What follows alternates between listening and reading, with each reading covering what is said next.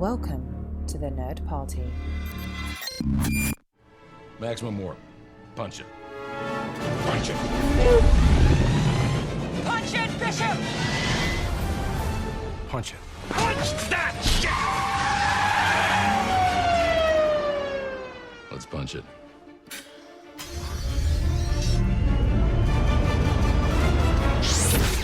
Hello and welcome to Punch It, episode 35. I'm your co-host Tristan Riddell, and with me as always is... Charlene Schmidt.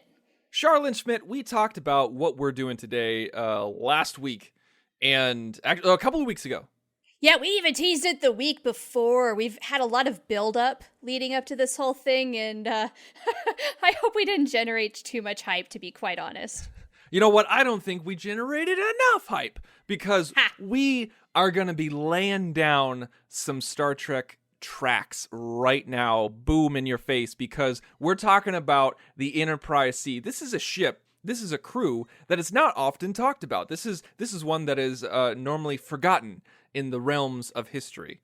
And we talked about maybe pitching some idea, like a couple weeks ago, like you said, like, hey, let's do an Enterprise C story on the fly. And I go, let's do something a little bit more known. But we both agreed, let's not forget about it. And so I had the idea of pitching each other an Enterprise C movie. And then you're like, nay, let's do an Enterprise C TV show. And so that is what we're going to talk about today. We're going to be pitching each other an Enterprise C TV show. So I don't know, like this one, it's our show is all kind of fluid, you know, like we never really quite know what format we're going to do until we do it. So do you want to pitch each other? Do you want to take some time, pitch me an idea, and I can take some time, pitch you an idea, or do you want to develop this together? I feel like our strength is always in working together. But if you have an idea going in, I would love to hear that. I'll tell you what sort of backdrop I've got going in, and we can go from there. And part of why we are doing a TV show instead of a movie is, as I was racking my brain trying to develop this and figure out what sort of a movie idea I wanted to pitch, I realized with this highly overlooked era of Star Trek, this crew that we know almost nothing about, we need to really create the landscape before we do anything else. So we can't just go straight to the popcorn action flick. We have to decide what sort of environment this is, who these people are, and then we can tell them what to do. Okay.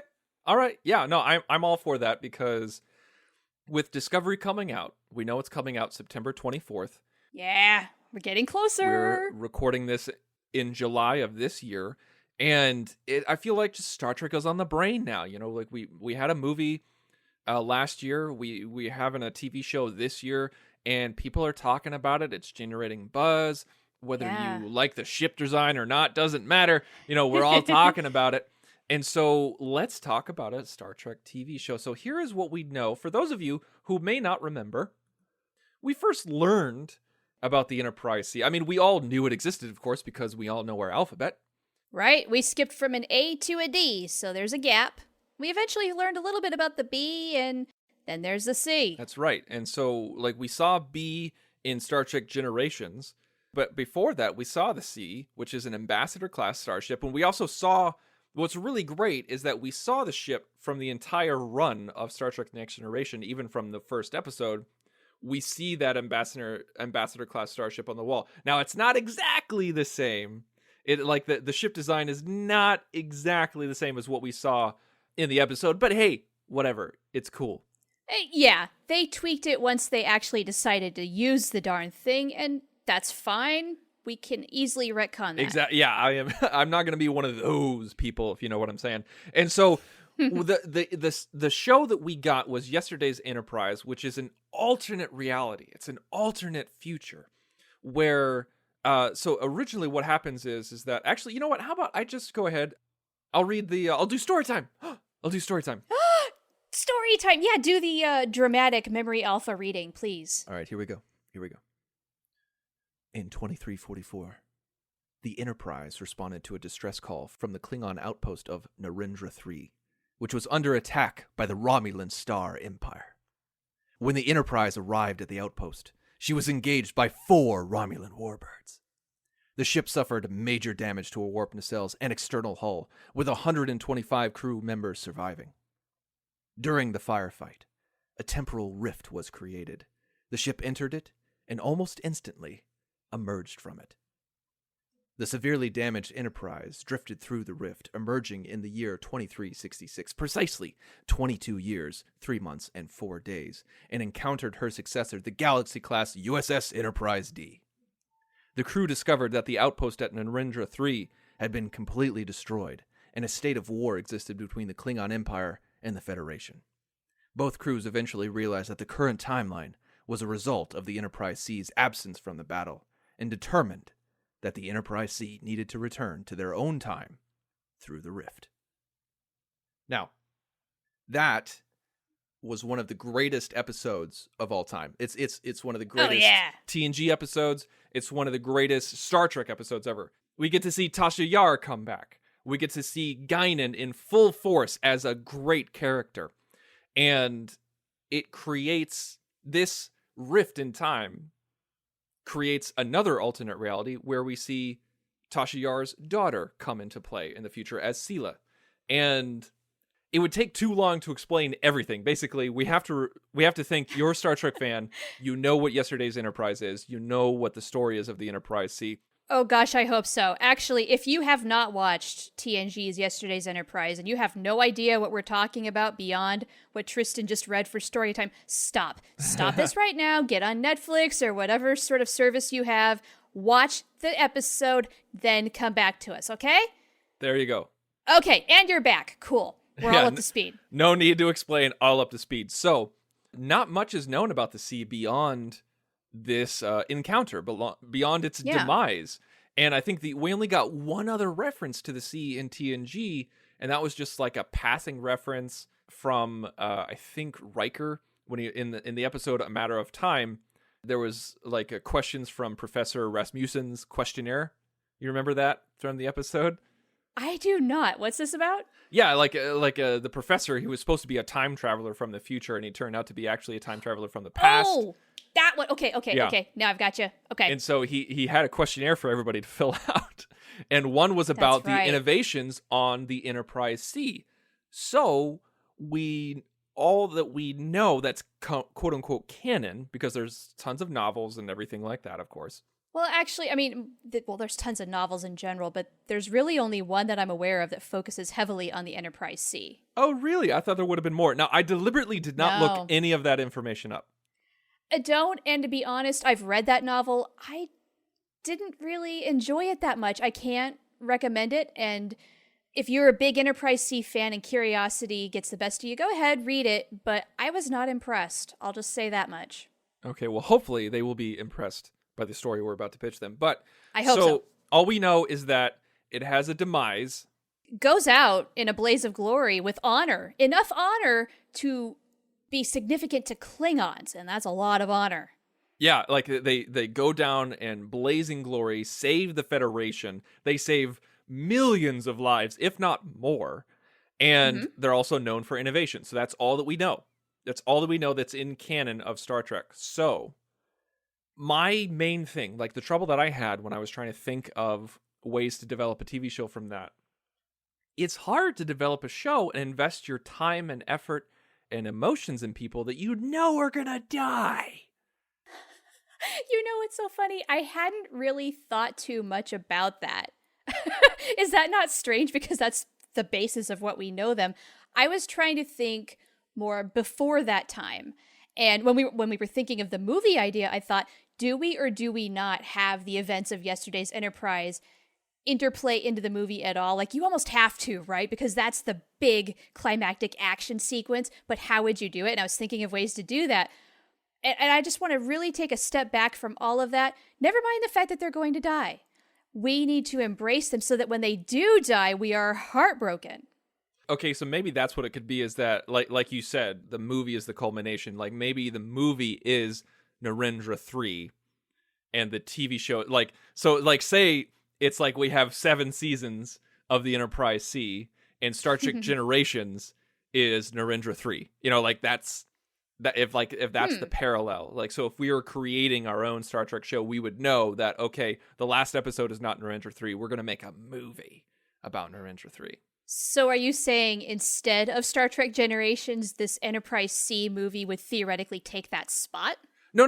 I'm just talking about the format. Like I'm talking about like to think of it this way. Like if stylistically, I got you. Stylistically, if I guess you could make Narendra 3 the series finale. I guess if you didn't want to do a movie, I guess we don't have to look at it that way. Like it would be the all good things would be the Battle of Narendra 3.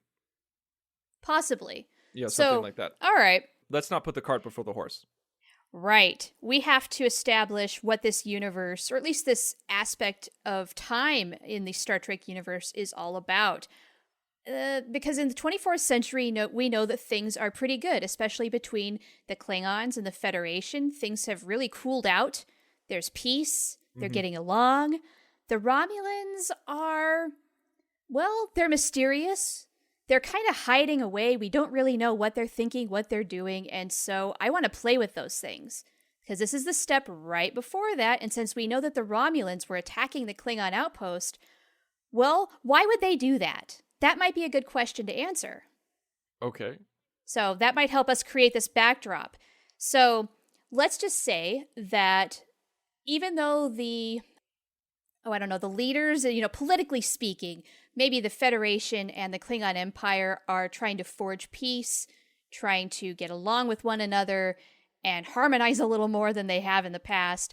But maybe among citizens, maybe especially amongst Klingons, that's not such a popular opinion. And maybe they like hostility. And so there's maybe a constant back and forth of, is this going to work or isn't it? Maybe there are plots of just trouble with, rogue people who don't want peace, all that sort of thing. A lot of miscommunications. And of course, we're going to have the Romulans come in and fudge things up a lot between the two, because if you think about it, these two empires, the three, Klingon, Federation, Romulan, they're among the biggest in the known galaxy at this point, right? Well, if two of them are uniting and leaving one out, that's not so hot for the Romulans, and they're not going to want that. So, of course, they're going to try and muddle with this. Yes?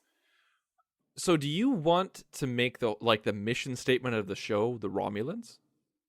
Not just the Romulans. I think you have to have Klingons in there equally. So, I guess I'm just trying to understand you, because I was coming at this from a very different viewpoint where the Battle of Narendra 3, the Romulans and the Klingons and everything like that would really just be the focus of the last bit of the show, whether it's the series finale or the movie, whatever we're doing, like where I was kind of looking at it where like, oh, let's develop a new Star Trek show. What would that new Star Trek show look like, but with different people and the sea? We just know how it ends. Yeah, that's what I'm trying to do, is create that, I guess, the political backdrop for what might ultimately lead to this battle. Now, I want to know now what you're thinking. I don't know. That seems like you're cornering yourself unnecessarily, from my perspective, where, like, you're taking one aspect of the sea, like the only thing that we know, like we only know two things about it. It died in a battle between the Romulans and the Klingons, and they were full of innovation. But I don't think that means that we have to define its entire existence by that one battle that it ultimately met its fate in. No, I'm just trying to maybe develop the universe further and maybe establish where things are at in relations with the Federation and the Klingons and the Romulans, so we can understand where the tension is, what's going to create drama and conflict throughout this series. Okay, I think I understand now. So you're not talking about the mission statement of the show. You're just talking about the powers outside of the Federation. I just kind of want the backdrop, or what is the starscape, if you will? What is the environment they're working in? Okay, I got you. So with the sea, let's say this Discovery is not happening. Okay. Let's do this from a real world perspective. Let's say Discovery is not happening. And last year, they made the announcement, like for the 50th anniversary, and on CBS All Access, we're making a new TV show, and it's going to be a prequel show. That's all that we know. It's a prequel show in the Prime Universe, and everybody's like, what is going on? What's it going to be? And then it's announced, it's about Rachel Garrett and the Enterprise C. What's so funny is that was on my wish list. That's what I was hoping Discovery would be. If they were going to do something in the Prime Universe and it was going to be a prequel show, I was really hoping they were going to develop this time period. I know. So here we go. It would have been a lot of fun. So let's do it from that way. So Okay. we have Rachel Garrett. Like we got there's weird tension going on between the Romulans and the Klingons. The Federation, like you said, the Federation's on the outskirts. Like is it? Are we good with the Klingons? Are we not? Are we engaging with the Romulans on a regular basis? Are we not? Yeah. Can we trust them? Can we trust any of them? Things are kind of a little unsteady. They're kind of walking a tightrope, I think. Because we know that, like we said, we ended with Star Trek The Undiscovered Country and things looked on the up and up. But then we have the 24th century where things are up and down constantly depending on the producer's opinion. If the Enterprise C is just, if it's just one breath away, one starship away from teetering over into war, things have to be volatile like you're talking about. Right, exactly. And with there being so much doubt, boy, have you got to play your cards right, because you either could start a war or prevent it. Right. I mean, those are huge extremes right there, and you don't know where you sit in the middle. So, with that said, does that mean that Captain Garrett is a really skilled diplomat? Ooh. Yeah? I mean, she's going to have some serious negotiating skills, yes?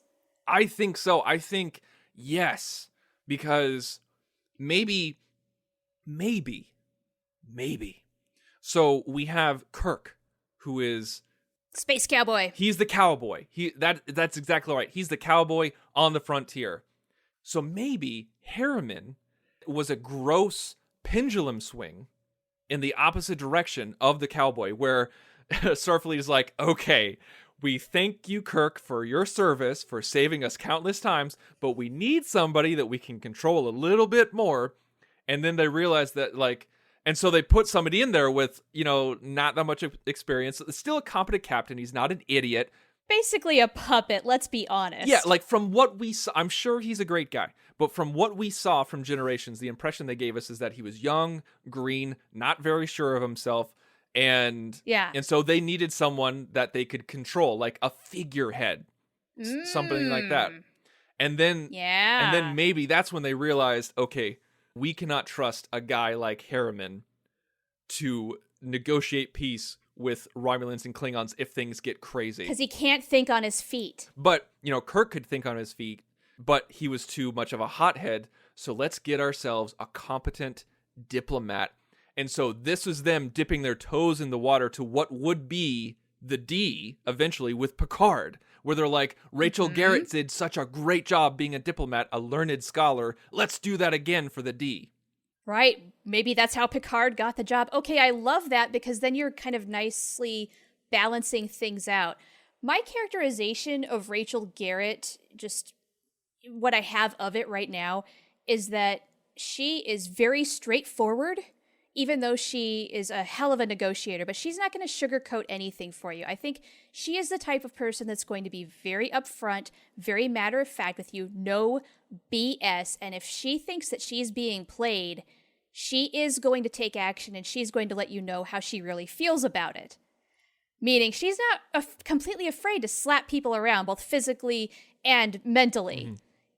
Meaning she is just tough. Tough as nails, both verbally, but also, I mean, if she has to get into a combat situation, you know what? She knows how to throw a punch, she can fire a phaser, and she's not afraid to get into a fight if necessary. She won't start the fight, but she'll finish it. In my head, I'd like to see a perfect marriage between Picard and Sisko. Okay, do tell. Sisko, I feel like Sisko gets a bad rap of being a hothead like Kirk, but I don't think that's the case. I see Sisko as much more of a warrior and a tactician. And he'll fly off the handle and scream at you, but he's not going to. People are going to write me letters, but I don't think that he would. I want to say he would not put the universe at risk on a hunch. Now, there are times when he has done completely crazy things. He has, but it's been very calculated. Yes. And you know what? Let's integrate all of that into Rachel Garrett. I think that suits her entirely. But at the same time, you have the Picard influence, where I feel like you temper that with history, execution, scholarly pursuits, calm demeanor, and the realization that you reflect the uniform, you reflect the Federation, and she has the sense of duty that Kirk has to the uniform and what Starfleet means. She is. Do you mean Kirk or Picard? Well, both. Or both. Really. All of them have a sense maybe of with duty. the cool head of Picard, but I don't know, the spirit of Kirk, though. Yes. I mean, she really believes in the Federation and its mission. I think I want to do like the calm-headedness, the diplomacy of Picard, but also the tactician that is Sisko. Like, I think those are the main things that I'd love to merge in Garrett, because I don't want another Janeway. I don't want another scientist. No, we've already had that. We need something new. Yeah, exactly. So, yeah. So yeah, we're kind of taking the best things from the other captains that we've had up to this point and marrying them into Rachel Garrett and what we know of her. What if she was a part of her life, she was a politician? Okay, doing what do you think? Was she, I don't know, like part of intergalactic United Nations or something? No, I mean, you're laughing, but what if it's something like that, where maybe this isn't just a casual thing? Like, this isn't just like this is a side note, like where they're dipping their toes in diplomacy. What if this was a conscious decision, where they're like, we need someone who knows how to negotiate in the chair? Idea. This gave me a great idea. Okay, maybe she started her life off thinking she was going to become a career politician. Yeah. Maybe she even comes from a family of politicians. Thinks she's going to follow in that footstep. And then realizes that she can do a lot more and also fill up a little bit of an adventurous side that she's desperately craving because she's sitting behind a desk and pushing paperwork all day and hates that. If she enrolled in Starfleet, she could have all of the above and actually make more of a difference.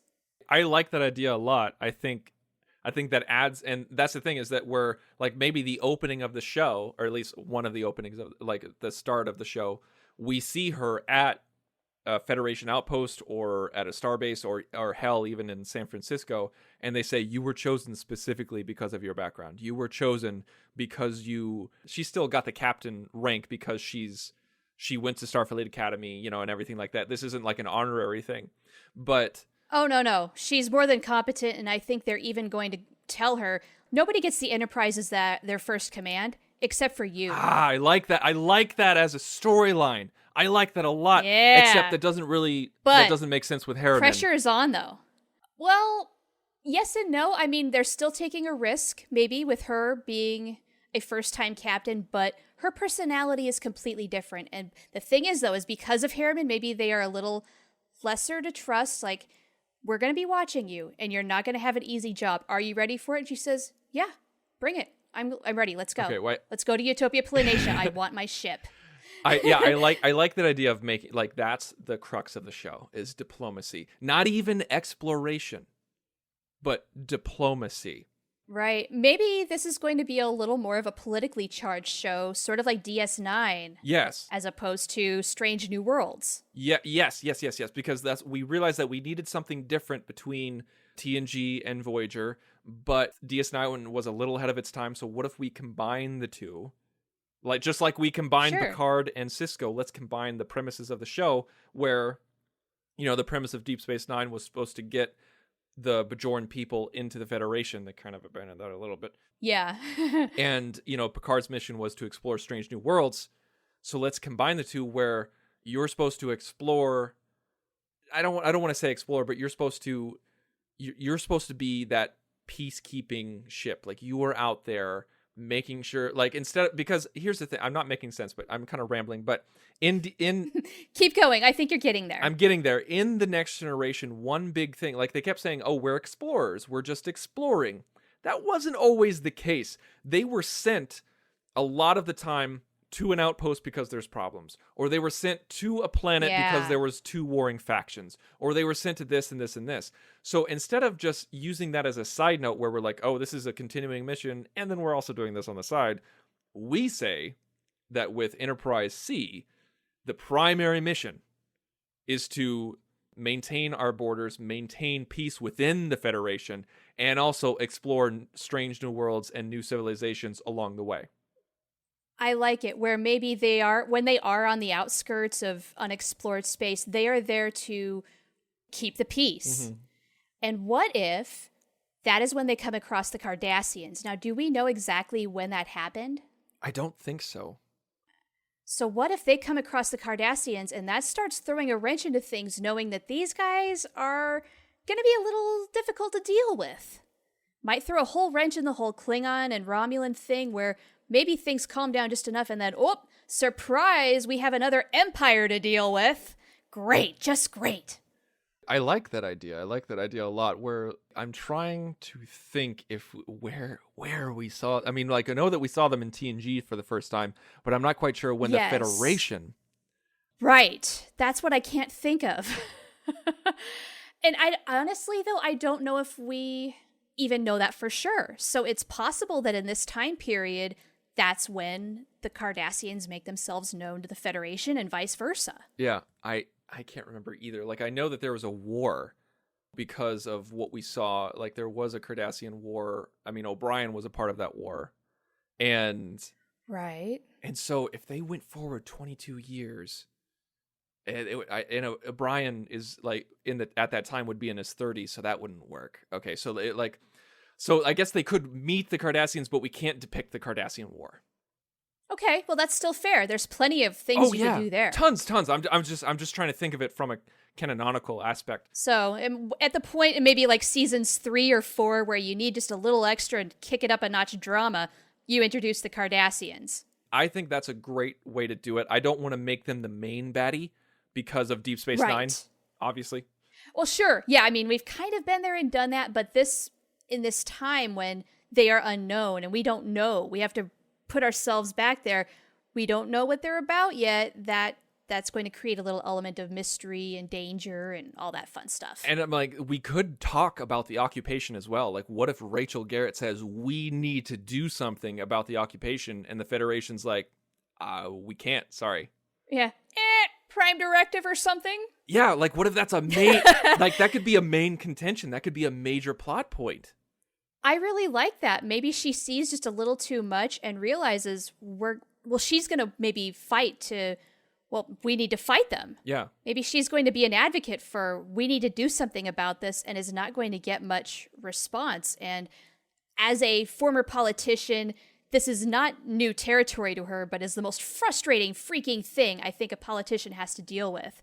And so what does she do from there? We could create a story around that. I love that idea because it could be so timely as well with what's going on currently in the world of where does the Federation get involved? Where does the U.S. get involved? Do we only get involved in something for our interests, or do we get involved for humanitarian aspects, and everything like that? Right. Does the Federation have to be the universe's babysitter? That sort of a thing? Like how far is too far? Absolutely.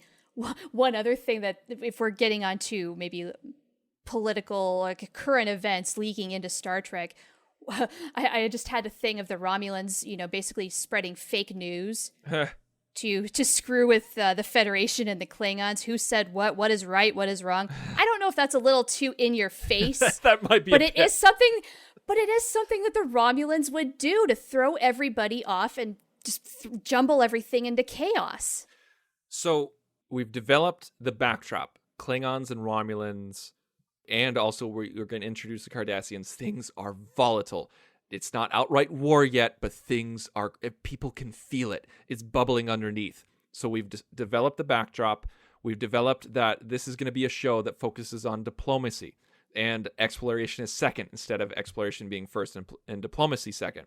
We have a former politician as the captain. She's strong, but she's also level-headed. So is there going to be an arc of the show, or is it just going to be we're maintaining our borders and then we have a season arc, or is it going to be a show arc? What's the statement of the show? Ooh, I think it would be really cool if season by season it does sort of have some sort of an arc. But I think our very big overall theme for however long the show lasts is they start off wanting peace, peace, peace. And ultimately, they have to go down and sacrifice themselves to maintain the peace. Mm-hmm. Almost contradictory, where you have to go to war to preserve the peace, but that's what happens. And then you can end with Narendra 3. Okay, so... And it really does forge a lasting peace. And leading up to that, we could understand just how high the stakes are and why it works the way it does. You can fill in those details as to why the Klingons found this to be such an incredible gesture. Why do the Romulans ultimately kind of back off and retreat amongst themselves, the tail between their legs? I mean, I've always seen the Romulans as a little isolationist, you know? They kind of, they think they're better than everybody else. And so I think you can play a little bit with that as well. I feel like if it was made today, like if this is the Discovery, like in replace of Discovery, I feel like we need something a little bit more tactile than that. Because okay, well, what can we add then? Yeah, I feel everything you're saying is accurate. I think everything you're saying is great, but I feel like let's at least for season 1, because okay, you know, and like we're gonna break it down to season 1. Yeah, like we talked about, Deep Space Nine is all about maintaining, defending the wormhole and making sure Bajor gets in the Federation. That's the mission statement. Voyager, getting home, simple, right, easy, boom, it's done. You have one job. Now, Enterprise that's when we kind of go back to our roots and say exploration, but also formation of the Federation. That's kind of the goal. Let's create ties and formulate the Federation. I like the idea of maintaining peace. How can it be more stable? How can it be something that the fans can grab hold of instead of just, oh, it's a peaceful ship? What if in this very first chapter, it starts with hostile Klingons, ends with forging peace with the Klingons? Maybe things with the Klingons are going to be good for now. Well, that's Enterprise. Like the opening episode was hostile Klingons, and then a tight peace. Okay. So I don't think we should do Klingons right out of the gate. Okay. Do we start with Romulans then? I think we've never done that before. And you know what? Fans have been begging for more development of the Romulans. Let's go there. Do we want to forge peace, or are things actually going to end up getting worse by the end of this? Okay, so what if, and let me know if I'm completely off my rocker here. Okay. What if there was peace with the Romulans? What if during this time there was peace, but it was very, very limited? Like, what if the Enterprise C is the one that brokered peace between the Federation and Romulans, but in the span of this show, with the culmination of Narendra 3, we see that peace fail horribly?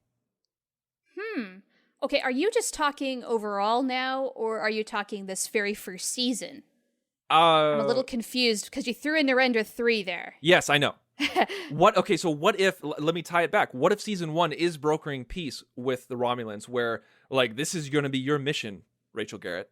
You need to broker peace with the Romulans. You need to get close to Romulan space, maintain our borders, maintain the neutral zone or whatever. But at the same time, you need to lay the seeds of peace with them.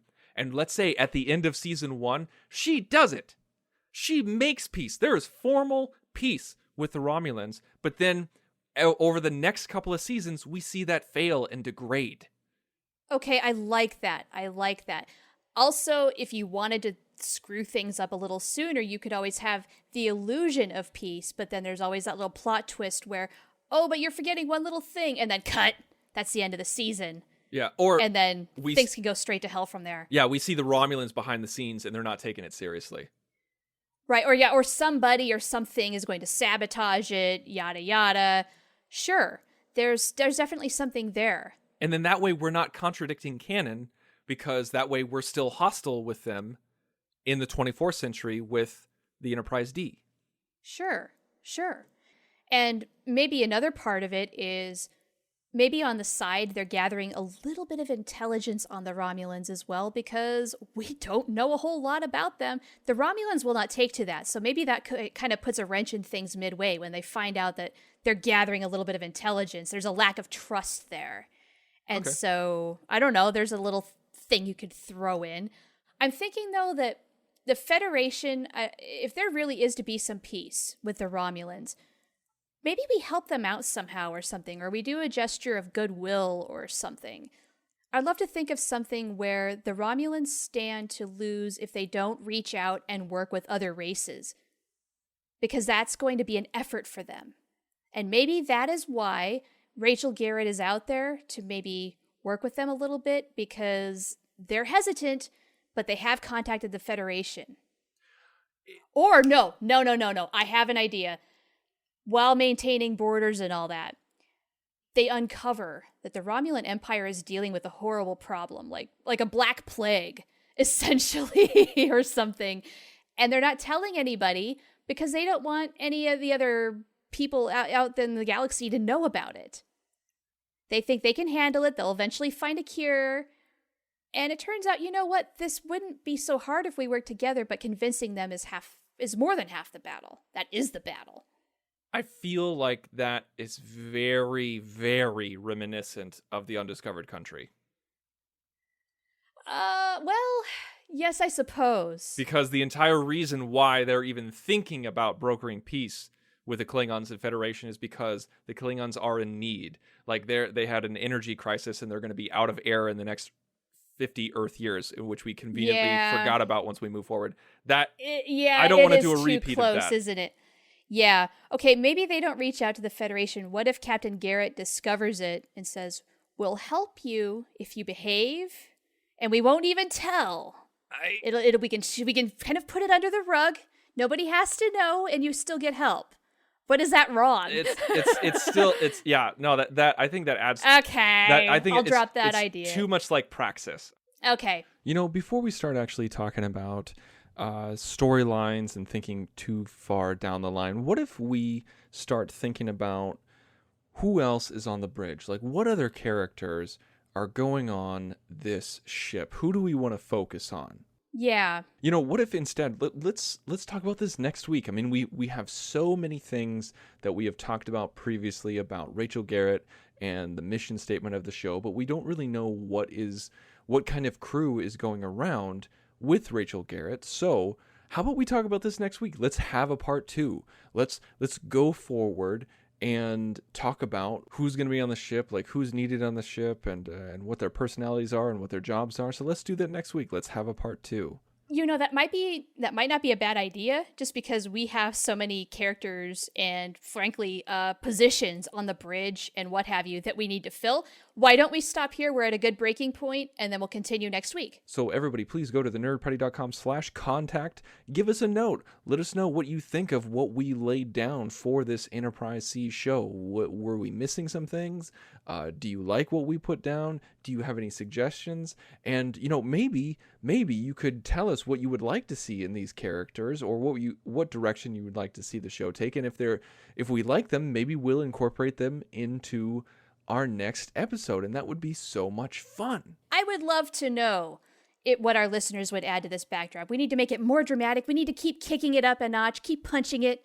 And so we need your help on this one. I'd love to know. No matter how we develop next week's episode, I think it could be awesome to integrate listeners' feedback into what the show could look like, because no matter what is going to happen, we're going to punch it. Ready for warp, sir. Let's punch it.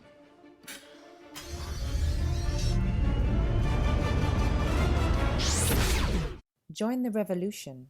Join the Nerd Party.